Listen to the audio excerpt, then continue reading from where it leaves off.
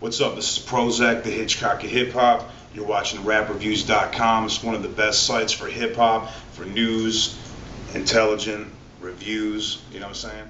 And you're checking out RapReviews.com. I think that also goes to why your music has a broad appeal. I mean, like you said, it's music for everybody. It's not just music that's meant, to like, you'll see it in the crowds when people go to the Strange Music shows. You'll see black, white, Asian, Indian, everything. They all come out there and they rock out for a Strange Music Tour show. They truly do. A Strange Music audience is a melting pot of ages, races, everything you name it. Hands down. Absolutely. So what's been the craziest that you've seen things get on tour so far on this current tour? Personally, for me, the craziest thing I've seen was when I was performing in Farmington, New Mexico.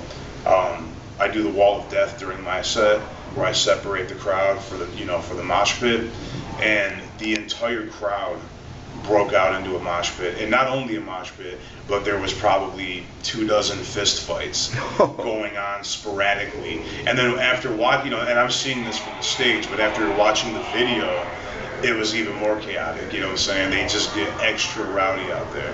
So that's one of the craziest things I've seen. When I was in Minot, I believe it's North Dakota. Not only did I set the record on this tour for most CDs sold in one night, but they also bursted through the barricade, blew it down, and the show had to be shut down for about 25 minutes while they figured out a way to fix it. So those are my personal crazy experiences. Like, the reason I do me personally, like the reason why I implement the mosh pits and all that aggression into the stage show is because that's the aggression that I've got about the subjects I'm rapping about. So to me, it's about venting those frustrations. You know what I mean? And I think that, obviously people dig it, or I wouldn't, have the response, or wouldn't be the #1 selling CD every night on this entire tour. That's a big thing to say.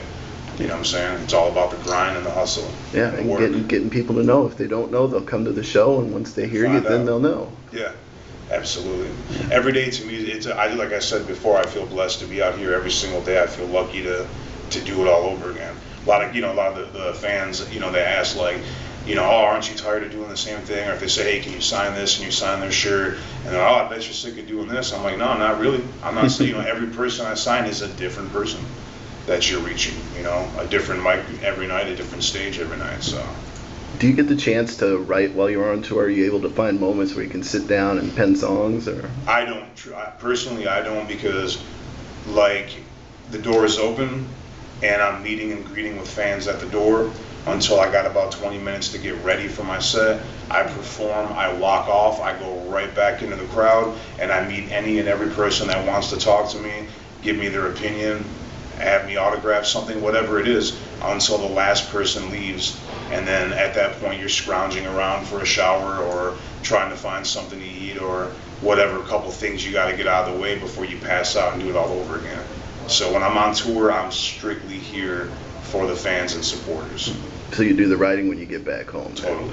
Understandable. Yeah. Now, as far as being at the shows and meeting all the fans, have you ever had any like really off the wall requests, like somebody comes up and says, here, sign my boobs or whatever? Do you get that? That's every night. Literally, that's an everyday thing. But I've had some, uncensored requests. You want to hear some of that shit? I had a dude one time in Oregon that said that he had suffered a broken back. I don't remember how, and he had kind of like this walker thing, and he was like, this is my girlfriend so-and-so, she's a stripper at da-da-da-da, and I was wondering if, like if you could come home with us tonight, and, and could you take care of her for me, because I can. And I was like, no, I'm okay, dog. Thank you, though. And he was dead serious, you know what I'm saying? And I was just like, no, I don't think I'm going to do that, but thanks for the offer, you know what I'm saying? This weird, crazy shit happens out here. You run into some crazy people.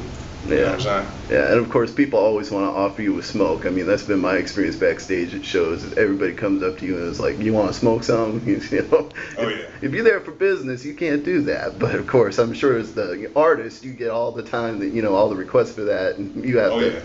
Everything, everything is available to you when you travel around the country. It's all about what your choices are. You know what I'm saying? This tour is a mission to me.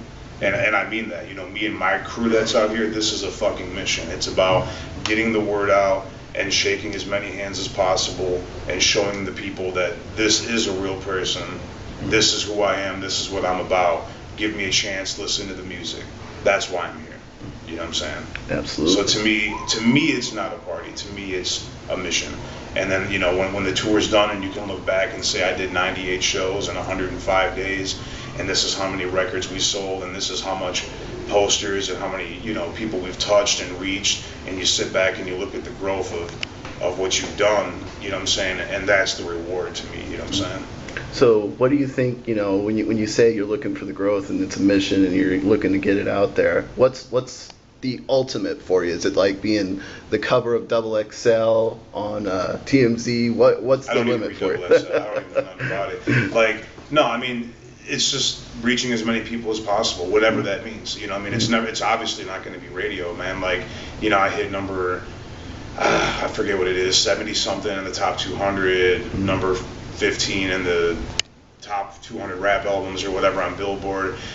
Irrelevant, but the reason I bring it up is just that, like, you know, I mean, those are great numbers for an independent with absolutely no video, no college radio, no radio of any kind, strictly internet, YouTube videos, and grinding. And people who go to the Strange Music websites and check out the Suburban Noise websites, you know, they got the dedicated, loyal fans. Oh, yeah, and don't get me wrong, Strange Music, I mean, you know, Tech Nine, and there are artists at Strange that definitely do get MTV and Double XL and all that stuff. Me personally, just, you know, Prozak is a much more underground type of project, if you will. I mean, that's just what I am. I am the underground.